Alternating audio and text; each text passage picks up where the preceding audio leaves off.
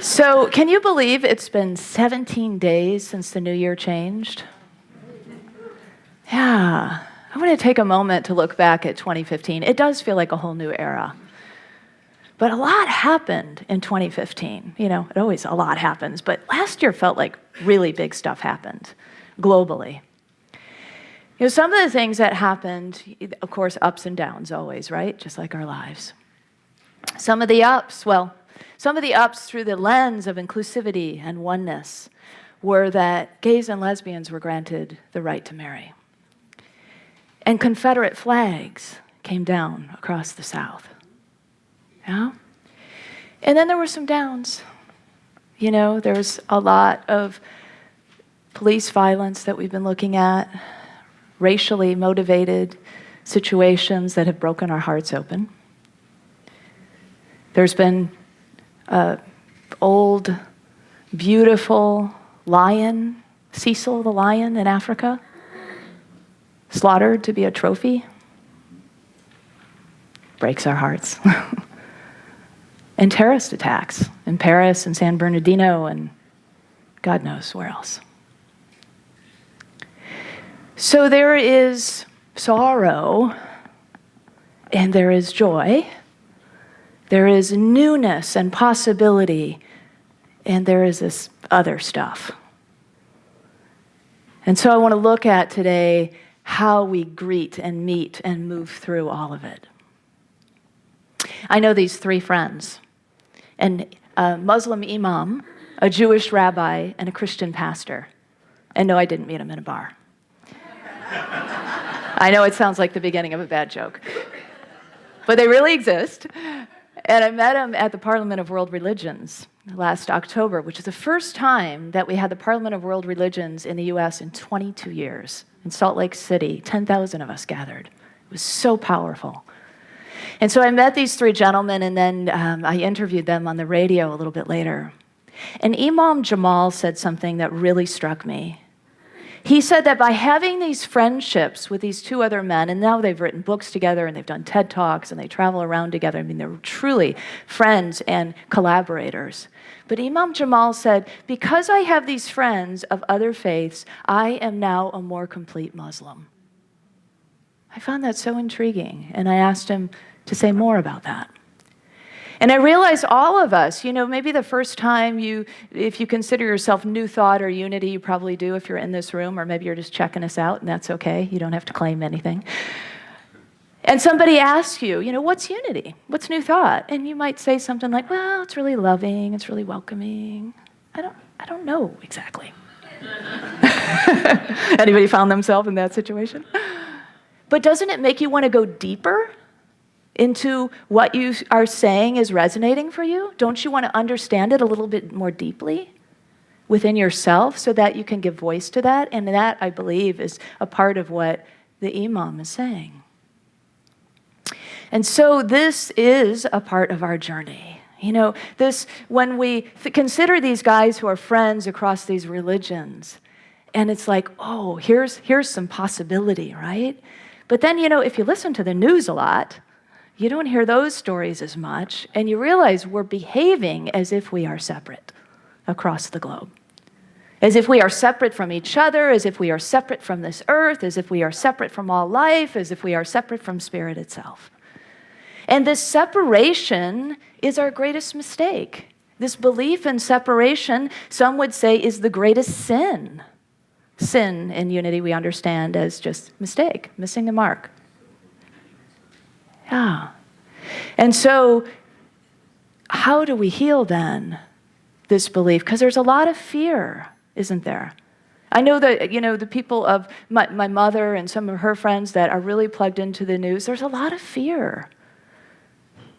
You know, she was afraid to go downtown Chicago with me for my birthday because she said, well, I don't really want to go downtown. Well, I know why, because every day she watches the news and she hears about murders and fires and things going on in the city, and she doesn't want to go. It's created this barrier of moving about the world with a sense of safety and security. And it's becoming epidemic, I think, in some ways. Now, maybe not all of you in this room, but we're all certainly touched by it, aren't we? Yeah. And so what can we do? Well, we can begin by getting really clear and clean and current with who we are and what we're not, and how we want to show up in the world, and being really present. As I mentioned in the meditation, the psalmist in Psalm 51 says, "Make in me a clean heart, O God, and renew a right spirit within me." That could be our prayer as we move into that first stage of just cleansing ourselves, moving into this idea of unity with all of life. On the picture that you might be seeing now is some people at a place called Tirta Empul in Bali. Aha, yeah. And I took a group there, and we were at this sacred bath. It's sacred to Hindus, but welcoming to pilgrims of all over the world who come. And you go, there's about 14 of these fountains, and fountain after fountain. It's so beautiful watching the people stream in and stream out and sit in prayer. And each fountain is an opportunity to cleanse and to let go of whatever doesn't serve, and pray there. And maybe you make a different prayer at each fountain, or maybe it's the same one, you just keep praying over and over. But that's a place for us to then cleanse ourselves and let go of these things that get in our way, the prejudices, the oppressions, the inner judgments, the outer judgments, the limitations, the ideas that we are not the wholeness of the Spirit that we truly are. And so again and again, we get this opportunity. But you know what? You don't have to travel to Bali to have that ritual, right? Every day, you interact with water in some way. Maybe you drink it. Maybe you wash your hands or brush your teeth or take a shower or a bath. Always we are in this interaction of washing and cleansing and infilling. And so what if we just make that a conscious practice?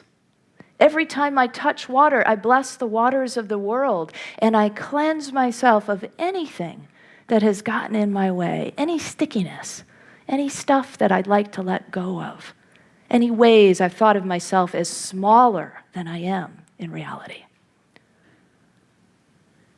And so cleansing, using water or using fire. Some of you went to the burning bowl ceremony on New Year's Eve. Fire is a great purifier, isn't it? So you might have, if you were a part of that ritual, you write down what you want to release from the past year, and you throw it in the fire, and you watch that burn up, and you let go. Our culture is, I think, hungry for more ritual and ceremony, and so we can make our own out of everyday things that we would do anyway. Creating the fire by lighting a candle and thinking about what it is we want to give over to that fire and what it is that we want to light back up within us. Another way that we can cleanse ourselves is to become aware of the mind, right? That mind. I know we always come back to this, but you know why we keep coming back to this is because in the evolution of humanity, we've gone beyond the survival, the physical survival need, and we are in this ego survival space, aren't we? That's really what we've evolved into. So if there's a battle going on within us, it's going on within the mind. The ego wants to be in charge, but spirit is meant to be in charge. And so there's almost like this light and dark battle going on within us, like a jihad. I asked the imam, what is this, the holy jihad? What does it mean to you? And he said exactly that. He said the jihad is a battle within. The jihad is the battle between the ego and trying to lessen the power of the ego so that the spirit can be empowered again and risen in us again. Doesn't that give you a whole different perspective on Islam? It did me. I was like, wow, thank you for sharing that. If we befriend whatever it is that we don't, whoever we don't know and whatever we don't know, if we befriend it, if we walk toward it, if we say, yes, I'm going to listen to it. Sometimes I listen to the news stations that I don't really like their perspective, but I listen to them on purpose because I want to know and I want to open my heart to that which I might close my heart to otherwise. It's a spiritual practice. We can make anything a spiritual practice, right? So these new perspectives are gained as we befriend what it is that we are afraid of, as we befriend what it is that we don't know, as we reach across these aisles, these chasms, and say, I want to know more. What is the heart of your faith? What is it like to be somebody who, instead of feels protected by the police, feels afraid of them? And how can I help? How can I show up in such a way that it helps cleanse these things? You know, the truth is, we all know the truth. The inner work is where it all happens, right? So whatever is happening outside in our world is a reflection for each one of us to say, oh, I see, this year we had a lot of stuff happen around inclusivity and oneness and separation. This differences. What's going on inside of me that I could help heal? What differences, what jihad is happening inside of me? Where am I struggling? And how can I cleanse myself of those things that don't serve me and let them fall away so I may be free and open and clear? So when we get clean of those things, and this is an ongoing process, right? So we can use that ongoing ritual of water, we become clearer. And then when we move into clarity, we want to really see and know, who is it? Who am I really in this world? What am I up to? I just turned 50, and that marker for some reason was big for me. Not that I don't enjoy getting older, because I do, but it was a big year of reflection. Anybody ever, maybe it's a midlife crisis. Anybody go through one of those? You know, in Chinese, the word crisis is opportunity. Yeah, opportunity. It's an opportunity for us to look deeper within ourselves and ask these questions. What are my gifts really? Am I using them in the world? How might I use them better? Who do I want to collaborate with in this world? What do I need to let go of? How can I be this essence of spirit, this blessing to the world, use these hands, this heart, these eyes in such a way that God may know itself? These are the big questions, aren't they? And they're worth asking over and over again. They're worth getting clarity, intention. So maybe you were here for the White Stone. How many of you did the White Stone ceremony? Oh, a lot of you. Good. And for those who didn't, you always have an opportunity. It's a yearly ritual, and you can do it at home. Find a white stone, sit in prayer, let Spirit give you a guiding word or quality for your year, and write it down and keep it close. Keep it tactile. Keep it in your purse or your pocket or your car or your altar, wherever you can see it, and keep remembering, this is my intention. So it's all part of clarity, isn't it? Both having intention and clarity about how we want to show up, but also continuously being open to what Spirit wants to guide us to. When we are a clear channel for Spirit, that guidance comes very clearly and on the spot.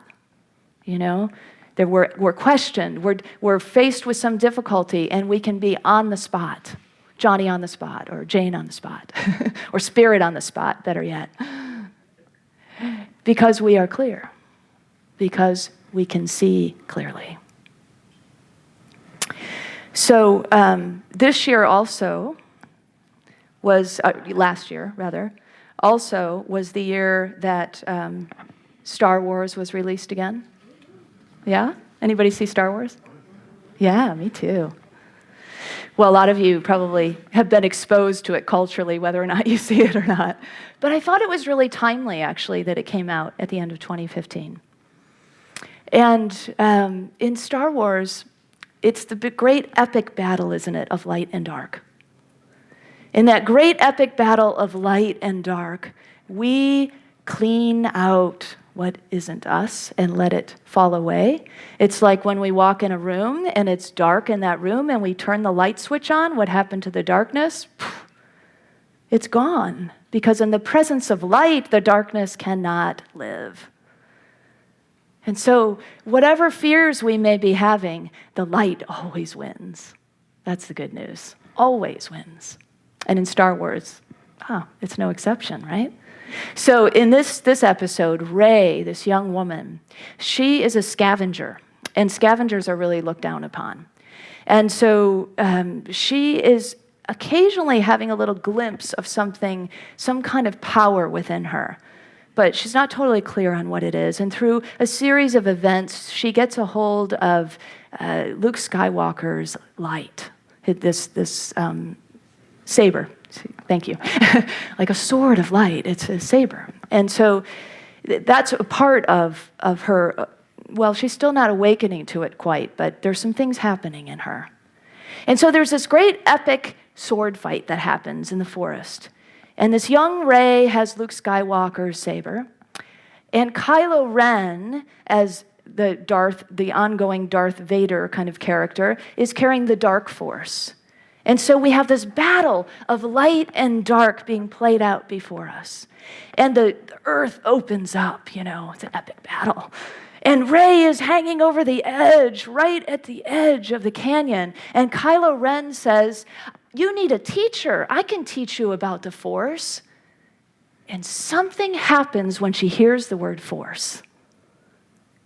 And here she is, bending over this big canyon and holding her space, and she closes her eyes and goes into prayer. That's the only thing I can figure out she's doing. Because she closes her eyes and you can see that something powerful is going on inside of her. She's cleaning out this idea that I am just a scavenger. And she's taking up the force of spirit, the light that she is. And you can tell she begins to, even her posture begins to be taller and stronger. And when she opens her eyes, she begins to battle strongly against the force of the dark. This is how we connect with the source. Not necessarily in a sword fight in the forest at the edge of at the edge of the earth, but maybe it feels like that sometimes, doesn't it? Sometimes it feels as if that kind of battle might be going on in our relationships or within ourselves. If it's going on within our relationships, it is going on within ourselves, I guess is part of my point. And so finding that source again, coming back to that space. 2,000 years ago, just imagine with me in your mind's eye, we'll start to focus in on this scene. There are two people, and they're sitting on the ledge of a stone well. And as we come closer and closer into the scene, we see it's a man and a woman. And it's noon, midday. Now, this is unusual because at this time, the men and the women's work would have been more separated, and the women would have been likely at the well, but there's a man and a woman. And as we come in a little closer, we see something else that's interesting. I mean, they're just casually chatting. And then we find out that one is, they're of different ethnicities and different religious beliefs. One is a Samaritan and one is a Jew. The Samaritan believes that worship of God has to happen on the mountain, and the Jew believes that worship of God should happen in Jerusalem. But this Jew is a rabbi, and this Jew has caught a hold of some spiritual evolution within himself, and his name is Jesus. And he says to the Samaritan woman, which is unheard of, that the Jewish man and the Samaritan woman are having anything to do with each other, not just because it's a man and a woman, but because Jews don't think, they look down upon the Samaritans, and this kind of dealing would just not happen. But it's important and it's significant in the Bible that in this verse, it's high noon. Nothing to hide. Nothing to hide to come across these boundaries here. That's what we're being taught. And they have a very serious conversation about theology. And they have a conversation about her life. And he clairvoyantly lets her know, as he looks into her own being, her own soul, that he knows about her. You've had 5 husbands, he says. And the one you're with now is not your husband. How do you know these things? She says. Because over and over again, she's been coming to that well, the well of men, looking for love. What's your well? What's your thirst? What is the well that you go to over and over again looking for, true love? Prosperity? What is it that you long for? Because you are very much, as I am, like the woman at the well, thirsting for something. And yet, you know what? Looking for it in all the wrong places, right? But there, on this day, something different happens. He offers her living water. And he says, if you drink of this living water, you will never thirst again. What could that be for the woman? Maybe it's self-love. Maybe for her, if she drinks the waters of self-love, she will be in a whole nother place around this topic. I don't know what it is for you. And it changes for all of us from time to time, but it's worth asking, what is my well? What is this place I go back to over and over again? And what if I dipped into the living waters that are within me? Then maybe I'd never thirst around this issue again. Could be that simple. And so this cleansing and this clarifying and this getting really clear on where we're going and who we are and what we're about. These are ways that we begin to heal the separations of the world and within us and come into unity. Well named, aren't we? Unity of all life, unity of heaven and earth, unity of spirit and human, unity across all these supposed differences that we see within us and without. And finally, we want to be current, in our lives. And when we are current, what is a current? A current is a flow of energy, right? We are in that flow. We are radiating the truth. We are being that in the world. It's hard to be that, to be spirit, to be fully present if our minds are all tangled up with a lot of other stuff.